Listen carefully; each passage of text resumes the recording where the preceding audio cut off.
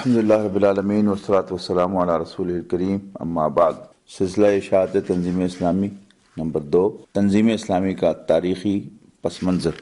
جو شائع شدہ ہے تنظیم اسلامی کی طرف سے۔ اس کے تیسرے پیج پر اس کے کنٹینٹس ہیں: ترتیب، تقدیم کے بعد امت مسلمہ کے عروج و زوال کے 2 دور اور موجودہ احیائی مسائل کا اجمالی جائزہ، اور اس کے بعد پھر ضمیمہ ہے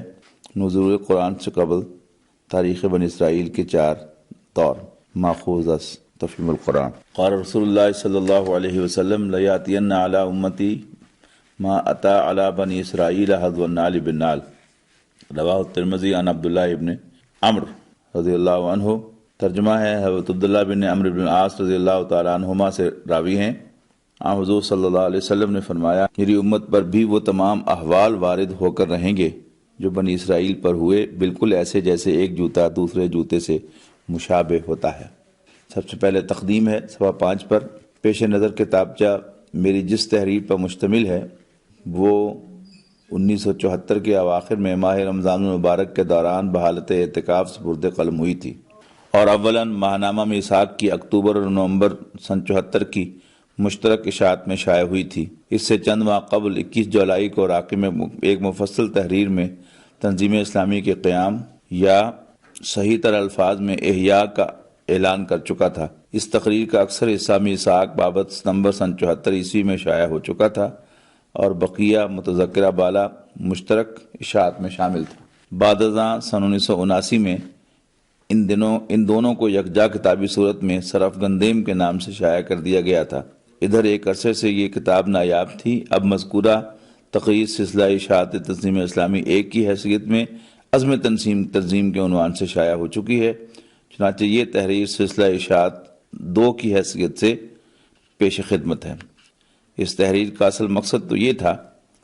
کہ اس امر کی وضاحت کی جائے کہ 20ویں صدی عیسوی کے وسط اور 14ویں صدی ہجری کے نصف آخر میں امت مسلمہ کے طول و عرض میں جو ہمہ جہتی احیائی عمل جاری ہوا، اور از مشرق بعید تا مغرب اقصی مختلف تحریکوں اور تنظیموں کے ذریعے جو تجدیدی مساعی منظر عام پر آئیں، ذاتی طور پر راکم الحروف اور اجتماعی حیثیت میں تنظیم اسلامی کی جدوجہد ان کے کس گوشے سے تعلق رکھتی ہے۔ چنانچہ اس تحریر کا بڑا حصہ اسی موضوع سے متعلق ہے، لیکن چونکہ بہوائے الفاظ قرآنی کنتم امواتن فاحیاکم ثم یمیتکم ثم یحییکم، سورہ بقرہ آیت نمبر 28، احیاء سے قبل کسی موت کا تصور لازمی اور لابدی ہے، لہذا ذہن امت کے عروج و زوال کی تاریخ کی جانب منتقل ہوا، اور اسی اثناء میں راکم امت کی تاریخ کے نشیب و فراز میں غلطاں و پیچا تھا۔ اچانک ایک حدیث نبوی ذہن میں بجلی کی مانند کون گئی، جس نے بعین ہی وہی کام کیا جو ایک بڑے خزانے کو کھولنے کے لیے ایک چھوٹی سی کنجی کرتی ہے۔ چنانچہ نبی اکرم صلی اللہ علیہ وسلم کے قول مبارک لیاتین علی امتی ما اتی علی بنی اسرائیل حذو النعل بالنعل کی عظیم کلید نے مجھ پر امت مسلمہ کی 1400 سالہ تاریخ کے مختلف ادوار کے علم و فہم کا وہ خزانہ منکشف فرما دیا جو خوش طرح باشد کہ سر دلبراں گفتہ آیت در حدیث دیگراں کے مصداق سابقہ امت مسلمہ یعنی بنی اسرائیل کی 2000 سالہ تاریخ کے مختلف ادوار کے تذکرہ پر مشتمل سورہ بنی اسرائیل کی چند ابتدائی آیات پر میں مضمر تھا۔ فلہ الحمد والمنہ۔ محض تحدیث لنعمہ عرض ہے کہ اس سے ذاتی طور پر راکم کے سرمایہ ایمان و یقین میں 3 اعتبارات سے گراں قدر اضافہ ہوا۔ چنانچہ ایک جانب میرے قلب پر عظمت قرآن کا نقش مزید گہرا ہوا، خصوصاً اس پہلو سے جس کا ذکر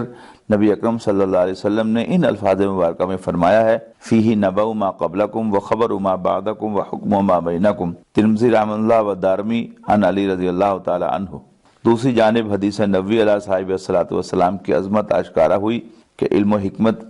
کے کیسے کیسے قیمتی ہیرے اور خوبصورت موتی اس میں موجود ہیں، اور تیسری جانب قرآن اور حدیث کے مابین ربط کی اہمیت کا اندازہ ہوا کہ دین کے عملی پہلوؤں یعنی احکام شریعت کے ضمن میں تو کتاب اللہ اور سنت رسول صلی اللہ علیہ وسلم کا باہمی لزوم واضح اور مسلم ہے ہی، قرآن حکیم کے علم و حکمت اور ہدایت و معرفت کے خزانوں کے لیے بھی نبی اکرم صلی اللہ علیہ وسلم کے چھوٹے چھوٹے فرمودات کلید کی حیثیت رکھتے ہیں۔ بہرحال ان گہرے تاثرات کے ساتھ جب قلم حرکت میں آیا تو ایک سیلاب کی سی آمد کے ساتھ وہ تحریر صادر ہو گئی، جس پر دوسروں نے جو خراج تحسین ادا کیا اس سے قطع نظر اب 16 سال بعد نظر ثانی کی غرض سے جب خود میں نے اسے پڑھا تو حیران رہ گیا کہ ایسی چنگاری بھی یارب اپنی خاکستر میں تھی، اس لیے کہ اس کے ذریعے امت مسلمہ کی 1400 سالہ تاریخ کے وہ جملہ اہم نقوش غایت اختصار کے ساتھ کل 12 صفحات میں ثبت ہو گئے ہیں، جن کا علم تجدید و احیاء دین کی خواہش رکھنے والے ہر شخص کے لیے تو لازمی و لابدی ہے ہی، جن کا علم تجدید و احیاء دین کی خواہش رکھنے والے ہر شخص کے لیے تو لازمی و لابدی ہے ہی، عام مسلمانوں کے لیے بھی بہت مفید ہے۔ راقم کی اپنی تحریر میں امت مسلمہ کی تاریخ کے مختلف ادوار کے سلسلے میں تاریخ بنی اسرائیل کے حوالے محض ضمناً آئے ہیں، لیکن اب اس کی افادیت میں اضافے کی غرض سے تاریخ بنی اسرائیل کا ایک خاکہ بھی بطور ضمیمہ شامل کر دیا گیا ہے۔ اس ضمیمے کے صرف عنوانات راقم نے قائم کیے ہیں، باقی سارا مواد مولانا سید ابوالعلا مودودی مرحوم کے ان تفسیری حواشی سے ماخوذ ہے جو تفہیم القرآن جلد دوم میں سورہ بنی اسرائیل کے پہلے رکوع کے ذیل میں درج ہیں۔ ان دونوں کے تقابلی مطالعے سے انشاءاللہ العزیز علم و حکمت کے ہر طالب پر کسی مسلمان امت کی تشکیل و تاسیس کی اصل بنیاد اور اس کے عروج و زوال کے اسباب و علل ایسے اہم مسائل کے ضمن میں فلسفہ تاریخ و عمرانیات کے فہم اور تفقہ کا دروازہ کھل جائے گا۔ اس سلسلے میں چند اضافی نکات کی جانب اجمالی اشارہ سطور ذیل میں کیا جا رہا ہے۔ فافہموا وتدبروا۔ نمبر 1، امت مسلمہ کی تشکیل کی اساس کتاب الہی ہے۔ یہی وجہ ہے کہ تاریخ بنی اسرائیل کا آغاز تورات کے حوالے سے کیا گیا اور بحیثیت امت مسلمہ ان کے دور کے خاتمے اور نئی امت مسلمہ یعنی امت محمد کے دور کے آغاز کا اعلان قرآن کے حوالے سے کیا گیا۔ نمبر 2، امت محمد دونوں قبلوں کی متولی بنا دی گئی، چنانچہ سورہ بنی اسرائیل کا آغاز حضور صلی اللہ علیہ وسلم کے سفر معراج کے پہلے اور زمینی حصے یعنی مسجد حرام سے مسجد اقصی تک کے ذکر سے کیا گیا۔ نمبر 3، کتاب اللہ کی تعلیم کا لب لباب توحید ہے، اور توحید کا خلاصہ یہ ہے کہ توکل اللہ کے سوا کسی اور ہستی یا چیز پر نہ رہے۔ اللہ تتخذوا من دونی وکیلا، یہ بھی سورہ بنی اسرائیل کی آیت کا ٹکڑا ہے۔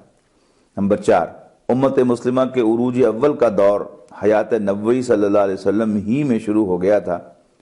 اس لیے کہ اللہ نے آپ کے دست مبارک ہی سے انقلاب کی تکمیل کرا دی تھی، جبکہ سابقہ امت کا عروج اول اپنے رسول یعنی حضرت موسیٰ علیہ السلام اور ان کو کتاب دیے جانے کے لگ بھگ 300 سال بعد شروع ہوا،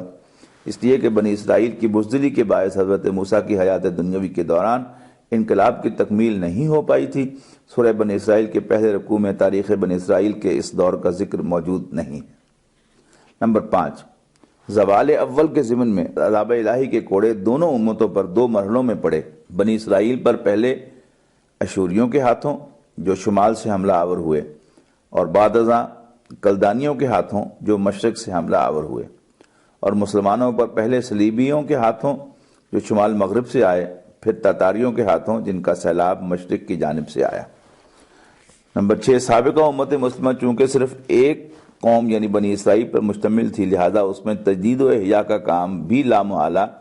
انہی کے ذریعے۔ امت محمد صلی اللہ علیہ وسلم چونکہ واضح طور پر 2 حصوں پر مشتمل ہے یعنی امیین اور آخرین، لہذا اس کے ضمن میں یہ جو 2 الفاظ ہیں یہ سورہ جمعہ کے ابتدا میں آپ کو ملیں گے، یعنی امیین جن میں رسول اللہ صلی اللہ علیہ وسلم مبعوث ہوئے اور آخرین ادر دین دیم۔ اس کے ضمن میں یستبدل قوما غیرکم سورۃ الفتح آیت نمبر 38 پر عمل ہوا، اور عروج ثانی عربوں کی قیادت میں نہیں بلکہ ترکوں کی قیادت میں ہوا۔ دونوں امتوں پر زوال کا دوسرا اور طویل تر دور یورپی اقوام کے ہاتھوں آیا، بنی اسرائیل پر رومیوں کے ہاتھوں اور مسلمانوں پر فرانسیسیوں، انگریزوں، ولندیزیوں اور اطالویوں وغیرہ کے ذریعے۔ نمبر 8، بعثت محمدی کے موقع پر سابقہ امت کے لیے رحمت خداوندی کے سائے تلے آنے کا آخری موقع پیدا ہوا تھا، جسے اس نے اپنی شامت اعمال سے کھو دیا، لہذا ان کا دوسرا دور زوال تاحال جاری ہے، چنانچہ ان پر وَإِنْ عُدْتُمْ عُدْنَا کی وعید کا ظہور تسلسل کے ساتھ جاری رہا، جس کی نمایاں ترین مثال نصف صدی پیشتر کا وہ عذاب ہے جو ان پر جرمنوں کے ہاتھوں آیا اور جسے یہ ہولوکاسٹ سے تعبیر کرتے ہیں۔ تاہم اس کا اصل نقطہ عروج خروج دجال اور نزول مسیح علیہ السلام کے موقع پر ہوگا، جس کا وقت اب زیادہ دور محسوس نہیں ہوتا۔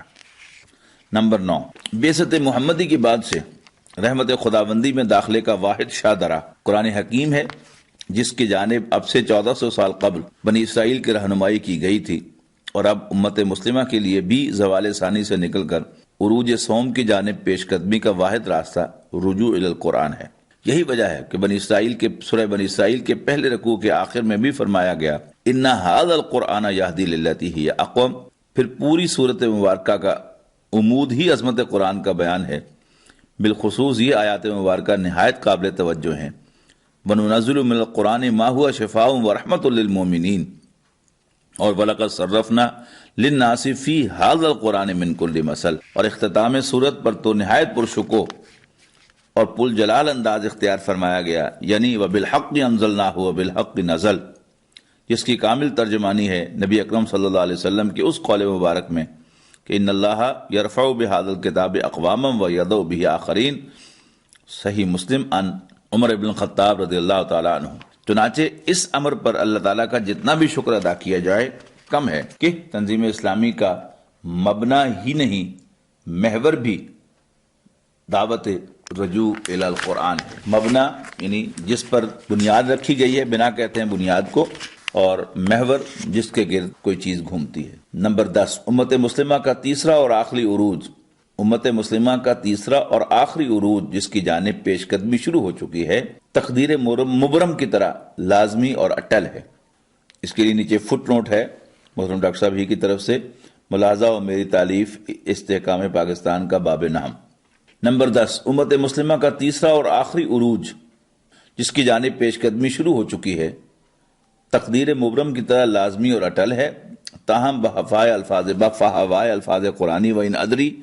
اقریب ام بعید ما توعدون، سورۃ الانبیاء آیت نمبر 109۔ نہ یہ کہا جا سکتا ہے کہ یہ مرحلہ ابھی کتنی دور ہے، نہ اس کا اندازہ کیا جا سکتا ہے اس سے قبل ابھی امت کو اور کون کون سے صدمے جھیلنے اور مصائب برداشت کرنے ہوں گے۔ مزید برآں یہ بھی بعید نہیں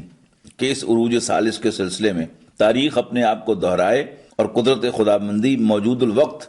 جملہ نام نہاد مسلمان اقوام کو رد کر کے کسی بالکل نئی قوم کے ہاتھوں میں اپنے دین کا جھنڈا تھما دے۔ وما ذالک علی اللہ بعزیز۔ موجودہ تجدیدی مسائی اور ہمہ جہتی احیائی عمل کے جائزے کے بارے میں بھی راقم کا اطمینان ہے کہ بحمداللہ اب سے 16 سال قبل ضبط تحریر میں آنے والا یہ جائزہ بھی نہ صرف یہ کہ نہایت جامع ہے بلکہ بہت فکر انگیز بھی ہے، اور اس کے ذریعے امید واسق ہے کہ ایک جانب تمام خادمان دین اور مخلصین ملت کے فکر و نظر کو وسعت حاصل ہوگی، اور وہ انا ولا غیری کی تنگ گھاٹی سے نکل آئیں گے اور وسیع تر تناظر میں جملہ احیائی مسائل کو قدر کی نگاہ سے دیکھیں گے، اور دوسری جانب تنظیم اسلامی کے کارکنان تاریخ کے دھارے میں اپنے مقام محل اور موقف کا واضح شعور اور اپنے پیش نظر کام کا حدود اربع اور اصول و قواعد کا واضح فہم حاصل کر کے ذہن و قلب کی یکسوئی کے ساتھ جد و جہد میں منہمک ہو سکیں گے، اور وقتی سیاسی ہنگاموں اور زبدر رابیہ سورہ رعد یعنی جھاگ کی مانند عارضی طور پر سطحی جوش و خروش کے ساتھ اٹھنے والی تحریکوں سے متاثر ہو کر اپنا وقت ضائع اور منزل کھوٹی نہیں کریں گے۔ اللہم آمین۔ اسرار احمد اوفیہ عنہ۔ اس پر 11 فروری سن 1991 کی تاریخ ثبت ہے۔ یہ تقدیم تھی اس کتابچے کی، تقدیم کے معنی فورورڈ کے ہیں، جو بانی تنظیم اسلامی محترم ڈاکٹر سہر احمد صاحب رحمہ اللہ نے خود